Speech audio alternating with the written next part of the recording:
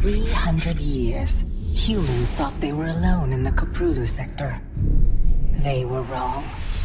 The Zerg emerged, seeking to consume all in their path, and before long, the Protoss, a highly advanced alien race, began wiping out infested worlds, burning Zerg and Terran alike.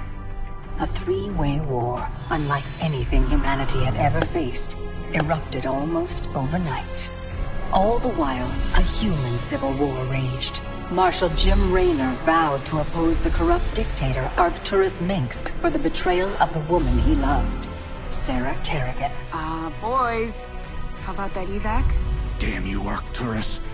Don't do this. It's done. Helmsman, signal the fleet and take us out of orbit. Now.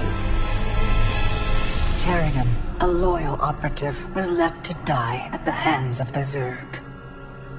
But the Zerg had other plans. They transformed her and unleashed her psionic power upon the Koprulu sector, searching for their real objective, the Protoss homeworld of Aiur. The Protoss were unaware of this danger and slow to respond. Their rulers, the Conclave, had dispatched Executor Artanis to hunt for Tassadar, a commander who had refused to wipe out infested Terran worlds. They crossed paths with a Dark Templar mystic, whose kind was considered heretics by the Conclave. Through great effort, Zeratul convinced Tassadar and Artanis that he was not their enemy. Together they rallied more Protoss from both factions against the Zerg. Despite the Conclave's fury, they achieved significant victories against the Swarm. But when Zeratul struck down one of the Overmind's Cerebrates, his own mind was left vulnerable. From his thoughts, the Overmind gleaned Aier's true location, and the Swarm descended upon the Protoss homeworld with all their might and fury. It was Tassadar who kept the Templar from extinction that day.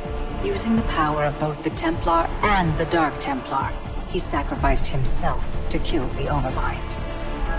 Aiur was lost, but Artanis led the survivors to the Dark Templar's homeworld of Shakuras.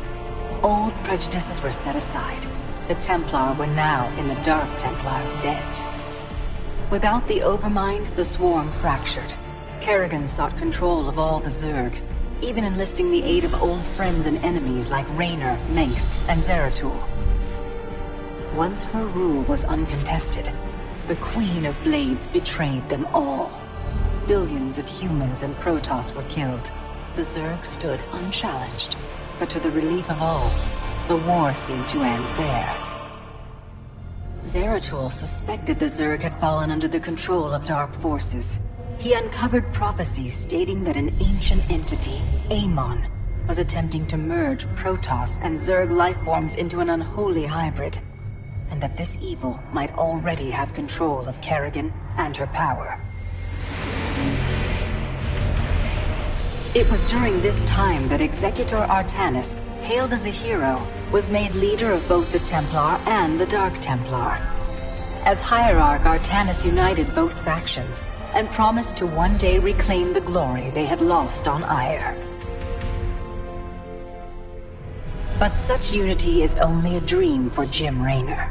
Mengsk still rules, and Raynor's small rebellion has counted for nothing against the Dominion's propaganda machine. Perhaps it is time for a new strategy. Det här märkte jag alltså efter att ha klarat hela kampanjen, att det fanns en sån här förradare. För det är Complete 25. Vill du hänga med på ett äventyr och titta på dem? Ja!